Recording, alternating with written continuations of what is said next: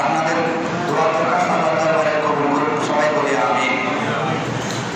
তাইলে আমরা আজকে জানবো আমাদের মূল বিষয় হলো 10 জন সাহাবী দুনিয়ার জমিনে থাকা অবস্থায়, দুনিয়ার জমিনে জিন্দা থাকা অবস্থায় ওনারা আলেমে বরজখ, যেটাকে জান্নাত বলা হয়, মাটির নিচে, অর্থাৎ দুনিয়ার জমিন থেকে অফাত হয় নাই, অফাত হলে জান্নাতে যাবে, ওই জান্নাতের সুসংবাদ দুনিয়ার জমিনে 10 জন সাহাবীকে আল্লাহর মাহবুব নবী, হায়াতুন নবী, জিন্দা নবী, নূরে ওয়ালা নবী, কামলি ওয়ালা নবী, শাফায়াতুল নবী, দু জাহানের সরদার নবী, নবী মুহাম্মদুর রাসূলুল্লাহ সাল্লাল্লাহু আলাইহি ওয়াসাল্লাম ওয়া মা আরসালনাকা ইল্লা রাহমাতুল আলামিন, দুনিয়ার জমিনে নবুয়তের জামানে আল্লাহর কুদরতের হুকুমে আল্লাহর মাহবুব নবী দুনিয়ার জমিনে ঘোষণা দিয়েছেন। করে বলি সুবহানাল্লাহ। তাহলে এরা কারা? প্রথম নাম্বার হযরতে আবু বকর সিদ্দিক রাদিয়াল্লাহু তাআলা আনহু, মনে রাখবেন। প্রথম নাম্বার হলো হযরতে আবু বকর সিদ্দিক রাদিয়াল্লাহু তাআলা আনহু। দ্বিতীয় নাম্বার হলো হযরতে ওমর ফারুক আযম রাদিয়াল্লাহু তাআলা আনহু। তৃতীয় নাম্বার হলো হযরতে উসমান বিন নুআইম রাদিয়াল্লাহু তাআলা আনহু। চতুর্থ নাম্বার হলো মাওলানা শেখুনা বেলায়েতের সম্রাট রাদিয়াল্লাহু তাআলা আনহু। পঞ্চম নম্বর হলো হযরতে আব্দুর রহমান বিন আউস রাদিয়াল্লাহু তাআলা আনহু। ষষ্ঠ নম্বরের মধ্যে হলো হযরতে সাঈদ বিন যায়েদ রাদিয়াল্লাহু তাআলা আনহু। সপ্তম নম্বরে হলো হযরতে সাদ বিন আবি ওয়াক্কাস রাদিয়াল্লাহু তাআলা আনহু। অষ্টম নম্বরে হলো হযরতে আবু উবাইদ ইবনুল জাররাহ রাদিয়াল্লাহু তাআলা আনহু। নবম নম্বরে হলো হযরতে তালহা বিন উবাইদুল্লাহ রাদিয়াল্লাহু তাআলা আনহু। 10 নম্বর আশারা হযরতে জুবাইর বিন আওয়াম রাদিয়াল্লাহু তাআলা আনহু। চিকার মেরে বলি সুবহানাল্লাহ। তাহলে 10 জন সাহাবী দুনিয়ার জমিনে থাকতে আল্লাহর মাহবুব নবী, যেই নবীকে কেউ পায় নাই, আগের জমানার নবীর উম্মতরা পেয়েছে, আগের জমানার আল্লাহর বান্দারা পেয়েছে। কারণ আমরা হয়েছি 18,000 80,000 মাখলুকাতের মধ্যে সবার চাইতে আমরা হলাম দামি। চিৎকার মেরে বলি সুবহানাল্লাহ। তাহলে রাসূল হযরতে আবু বকর সিদ্দিক রাদিয়াল্লাহু তাআলা আনহু উনি প্রথম খলিফা। উনি কি প্রথম খলিফা? শুধু নয়, বয়স্কের ভিতর হযরতে আবু বকর সিদ্দিক রাদিয়াল্লাহু তাআলা আনহু বয়স্কের ভিতর প্রথম ইমানদার, ঠিক কি না? প্রথম ইমানদার হলো আবু বকর সিদ্দিক, প্রথম খলিফা হলো আবু বকর সিদ্দিক, প্রথম কলমা ধরেছে বয়স্কের ভিতরে আবু বকর সিদ্দিক। প্রথমে আমার রাসূল আপনার রাসূলকে চিনেছে, সেটা হলো আবু বকর সিদ্দিক। এটা মধ্যে শেষ নয়, আল্লাহ পাক রব্বুল আলামিন আল্লাহর নবী বলেন, ওগো আমার উম্মতরা, আমার সাহাবায়ে কেরামরা, শোনো শোনো শোনো, পৃথিবীর সমস্ত মানুষ 18,000 80,000 মাখলুকাতের ইবাদত যদি একটি পাল্লার মধ্যে দেওয়া হয়, কোথায়? একটি দাঁড়ি পাল্লার মধ্যে যদি ওজন করা হয়, যদি আমার আবু বকর সিদ্দিক রাদিয়াল্লাহু তাআলা আনহুর উম্মত যদি একটি দাঁড়ি পাল্লার মধ্যে দেওয়া হয়, তাহলে সমস্ত মাখলুকাতের মানুষের চাইতে আমার আবু বকর সিদ্দিক রাদিয়াল্লাহু তাআলা আনহুর পাল্লার ওজন ভারী হয়ে যাবে। চিৎকার মেরে বলি আলহামদুলিল্লাহ। তাহলে দেখেন কেমন সিদ্দিক, আফদালুন নাস বাদাল আম্বিয়া। আল্লাহ পাক রব্বুল আলামিন বলেন, ওগো বান্দা, ও যুবক বাবারা ভাইরা, গভীর মনোযোগ দিয়ে খেয়াল করবেন। কুদরতুল্লাহ আমাকে খোদা রাম দিতে রাখলেন। ওগো বান্দা, নবুয়তের দরজা আমি আল্লাহ পাক রব্বুল আলামিন কুদরতুল আলাইহি কুদরতুল জামানে আমি মোহর মেরে দিয়েছি, খতম আল্লাহ, আমি মোহর মেরে দিয়েছি, বন্ধ করে দিয়েছি, খাতমান নবী বলে বন্ধ করে দিয়েছি। আমি আমার বন্ধু হাবিবুল্লাহ বলে করে বলি জনাবে মুস্তাফা মুহাম্মদুর রাসূলুল্লাহ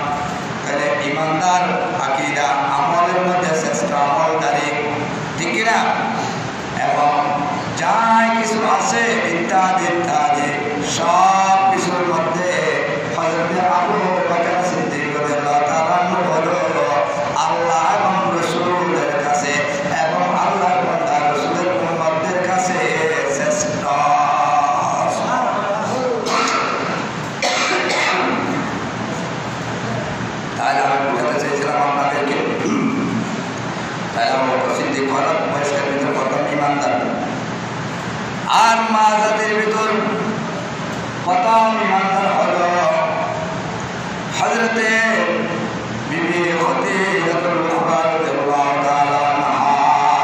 চিৎকার করে বলি সুবহানাল্লাহ। এখানকার আমাদের দেশের মধ্যে কতগুলো বক্তা বের হয়েছে, এরা নাকি বাংলাদেশের মানুষের হৃদয়ের স্পন্দন, আইডল বক্তা, ভাইরাল বক্তা। ওরা বলে বিবি খদিজা নাকি এক ওয়াক্ত নামাজ পড়ে নাই, নবীর শুধু খেদমত করেছে। পরে যদি বলবেন না নাউজুবিল্লাহ, আমি ছোট মানুষ, এদিকে যাচ্ছি না বাবা।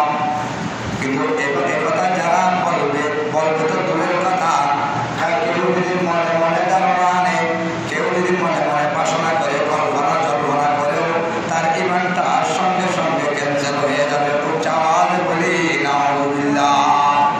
তাহলে একটা ধারণা কেন যাবে না? কারণ আল্লাহ নবী বলেন প্রথম নম্বর বয়স্কের ভিতরে ইমান এনেছেন, এটা হলো আবু বকর সিদ্দিক। আর মা জাতির ভিতর এবং মা জাতি মানে মহিলার ভিতর প্রথম ইমানদার করেছে, প্রথম কলমা করেছে, প্রথম আল্লাহ রাসূল ছিলেছে, আল্লাহর নবীর সাথে প্রেম করেছে, সাক্ষাৎ করেছে এবং দুনিয়ার মানুষকে শিক্ষা দিয়েছে।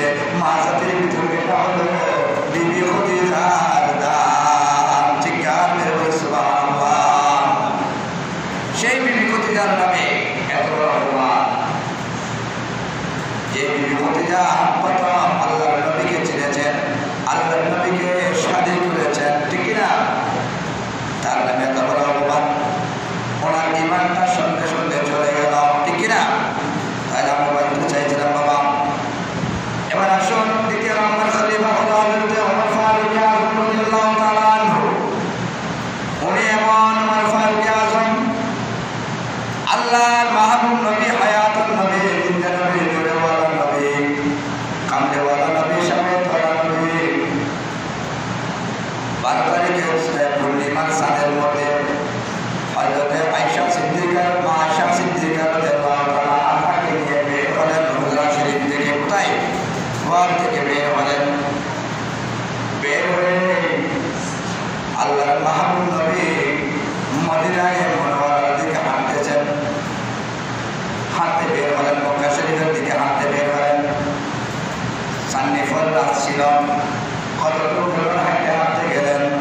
তখন হযরতে মা আয়েশা সিদ্দিকা রাদিয়াল্লাহু তাআলা আনহা আল্লাহর মাহবুব নবীর কদমের মধ্যে একটি প্রশ্ন ঢুকিয়ে দিলেন। বলে বলি সুবহানাল্লাহ। ইয়া রাসূলুল্লাহ, ইয়া হাবিবাল্লাহ, ও আমার প্রিয় আল্লাহর হাবিব, দূর জাহানের বাদশাহ নবী হযরত আহমদ মুস্তাফা, মুহাম্মদ মুস্তাফা সাল্লাল্লাহু আলাইহি ওয়াসাল্লাম, আমি আপনার কদমের মধ্যে একটি কথা আরজ করলাম। ইয়া রাসূলুল্লাহ, ইয়া হাবিবাল্লাহ, আপনি যদি বিয়াদবি মার্জনা করেন, আমি একটি কথা বলতে চাই।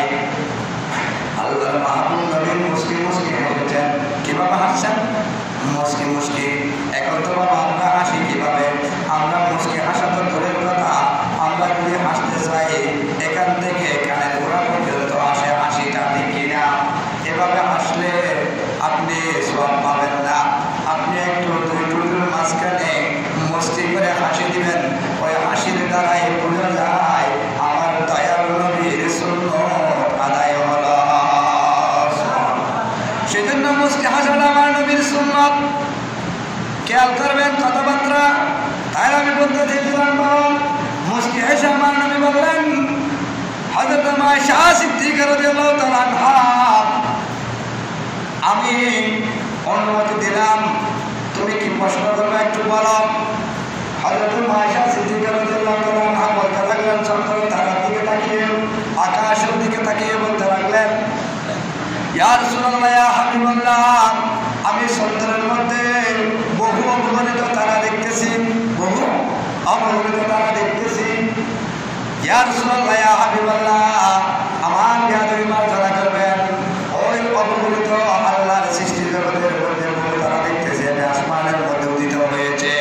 ওই আসমানের বহু তারা থেকেও বেশি দেখি করেছে আপনার উম্মতের ভিতর, আল্লাহর সৃষ্টি জগতের বান্দা বান্দীদের ভিতর এরকম কোন একজন বান্দা বান্দীর এবং আপনার আপনার উম্মতের ভিতর কেউ আছে কিনা? যে কথা যখন বললেন আমার গভীর মনোযোগ দিয়ে খেয়াল করেন, তখন আমার নবী মুস্কি মুস্কি হাসতে লাগলেন, কতটুক চলে গেলেন, এরপরে আর উত্তর দিতে লাগলেন, এ আয়েশা সিদ্দিকা রাদিয়াল্লাহু তাআলা আনহা, তুমি কি কথা বললে? বেশি কি করেছেন? আমার হাজার হাজার কোটি কোটি উম্মত আছে, তার মধ্যে কিন্তু চেষ্টা হলো হযরত সাইয়্যিদানা ওমর ফারুক আযম রাদিয়াল্লাহু তাআলা আনহু। চিৎকার করে বলুন সুবহানাল্লাহ। কার কথা বলেছেন? কার কথা? ওমরের কথা বলেছেন। আপনারা আমার কথা বুঝতেছেন না? ওমরের কথা বলেছেন। কে করতে হবে? তখন আয়েশা সিদ্দিকা রাদিয়াল্লাহু তাআলা আনহা মুখটা একটু মলিন করে ফেললেন, অন্তরটা একটু ছোট করে ফেললেন, অন্তরের মধ্যে একটু কষ্ট আসলো, ঠিক কিনা? আল্লাহর নবী সামনের দিকে হাঁটতেছে, আয়েশা সিদ্দিকা নবীর পিছন দিয়ে হাঁটতেছে। তখন আল্লাহর নবী পিছন ঘুরে দেখলেন, আয়েশা সিদ্দিকা রাদিয়াল্লাহু তাআলা আনহার মুখটা একটু মলিন করে ফেললেন। দাদার সাথে নাতি গেলেন, দাদা যখন নাতিকে যখন একটু কি গালি দেয়, ছেলেকে যখন একটি গালি দেয় বাবা, তাহলে ছেলের মনটা একটু কষ্ট হয়ে যায়, প্রাসানি হয়ে যায়, ঠিক কিনা? যখন এই কথা বললেন, দেখতেছেন আল্লাহর নবী আয়েশা সিদ্দিকা রাদিয়াল্লাহু তাআলা আনহার মুখটা একটু মলিন হয়ে গেল। তখন আল্লাহর নবী বলতে লাগলেন, হায়াতুন নবী জিন্দা নবী বলতে লাগলেন, আয়েশা, ও আয়েশা সিদ্দিকা রাদিয়াল্লাহু তাআলা আনহা, আমি সত্তরের তার চেয়েও বেশি কি করেছে বলেছি, ওমরের কথা বলেছি, এই জন্য বলেছি আমার আবু বকর সিদ্দিকের কি তুলনা আছে না? চিৎকার করে সুবহানাল্লাহ। আয়েশা তুমি মলিন করেছো কেন? আয়েশা সিদ্দিকা রাদিয়াল্লাহু তাআলা আনহা বলতে লাগলেন, ইয়া রাসূলুল্লাহ, ইয়া হাবিবাল্লাহ, দুই চোখ দিয়ে কন্দন বের হচ্ছে, কান্না শুরু করলেন। ইয়া রাসূলুল্লাহ, ইয়া হাবিবাল্লাহ, আমি মনে করেছিলাম আমার আব্বা হুজুর হযরত আবু বকর সিদ্দিক রাদিয়াল্লাহু তাআলা আনহুর নাম বলবেন, আপনি হায়াতুন নবীর নুরানি জবান দিয়ে যদি আমি আয়েশা সিদ্দিকা রাদিয়াল্লাহু তাআলা আনহার আব্বার নামটা যদি বের হয়, তাহলে আমার হৃদয়টা খোলাসা হয়ে যাবে। আমার নবী বললেন, আয়েশা, আমি সুন্দর তারার সাথে ওমরকে তুলনা দিয়েছি। কাকে? ওমরকে তুলনা দিয়েছি। আমার আবু বকর সিদ্দিকের কি তুলনা আছে না? কারণ কেন? আবু বকর সিদ্দিক হলো আমার গায়ে হারার সাথে, আবু বকর সিদ্দিক হলো আমার হিজরতের সাথে। আমি যদি আল্লাহ পাক রব্বুল আলামিন আমাকে বলেছে, আমার বন্ধু হাবিবুল্লাহ জনাবে মুস্তাফা মুহাম্মদ রাসূলুল্লাহ সাল্লাল্লাহু আলাইহি ওয়াসাল্লাম, আমি তোমাকে ইশারা করলাম মক্কা থেকে মদিনায় মুনাওয়ারা সফর করতে হবে। আমি আল্লাহ পাক রব্বুল আলামিন যখন হুকুম করব, তুমি নবী আর দেরি করতে পারবে না, তুমি মক্কায় মুআজ্জম থেকে মদিনায় মুনাওয়ারা সফরে যেতে হবে। একথা যেদিন বলেছেন আমার নবীকে, সেদিন আমার নবী, আল্লাহ আপনার নবী, হায়াতুন নবী, জিন্দা নবী হযরত আবু বকর সিদ্দিক রাদিয়াল্লাহু তাআলা আনহু ডাক দিলেন, ইয়া আবু বকর, এদিকে আসেন। আমাকে আল্লাহ পাক রব্বুল আলামিন ইশারা করেছে, মক্কা থেকে আমি মক্কায় মুআজ্জম থেকে মদিনায় মুনাওয়ারা সফরে যেতে হবে। তুমি আর তাকিও, আমি যে সময়ের মধ্যে তুমি আবু বকরকে তালাশ করবা, তুমি আবু বকর সিদ্দিক যেন আমি নবীর সঙ্গে থাকো। একথা যেদিন বলেছেন, সেদিন থেকে আবু বকর সিদ্দিক রাদিয়াল্লাহু তাআলা আনহু বিছনার মধ্যে পিঠ মুবারক লাগান নাই, এবং দরজার মধ্যে আল্লাহর মাহবুব নবীর দরজার মধ্যে আবু বকর সিদ্দিক রাদিয়াল্লাহু তাআলা দরজার মধ্যে পিঠ এলান দিয়ে এভাবে নামাজের নিয়ে অবস্থায় দাঁড়িয়ে আছে। একদিন না, দুই দিন না, কিতাবের মধ্যে লিখতেছে 3 মাস 6 মাস পর্যন্ত এভাবে লাগানো ছিল। রাত্রে ঘুম যায় নাই। কারণ কেন ঘুম যায় নাই? কেন? এই জন্য ঘুম যায় নাই, যদি হায়াতুন নবী, জিন্দা নবী যদি একবার থেকে যদি 2বার 3বার যদি আমরা সিদ্দিককে যদি তালাশ করি,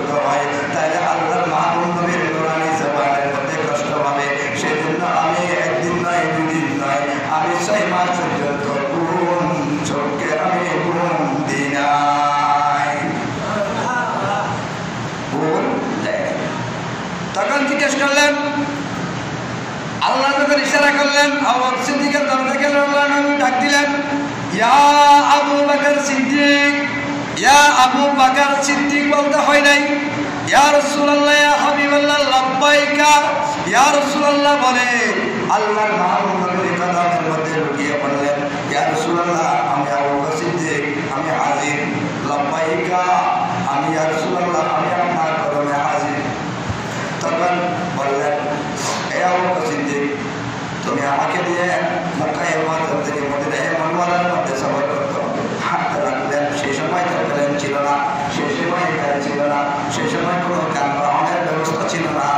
হাঁটতে হাঁটতে হাঁটতে হাঁটতে এখানকার হাজিরা গাড়ি করে গেল, গরমে অনেক মানুষ মৃত্যুবরণ করে, হয়রান হয়ে যায়, প্রেশান হয়ে যায়, অনেক মানুষ যেতেও পারে নাই।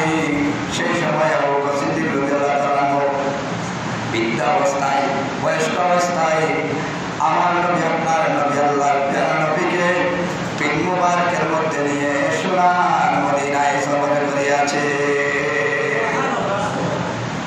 কতটুকু যখন গেলেন জিজ্ঞেস করলেন, ইয়া আবু বকর সিদ্দিক, আমি তোমাকে আবু বকর বলছি, সিদ্দিক বলতে পারি নাই,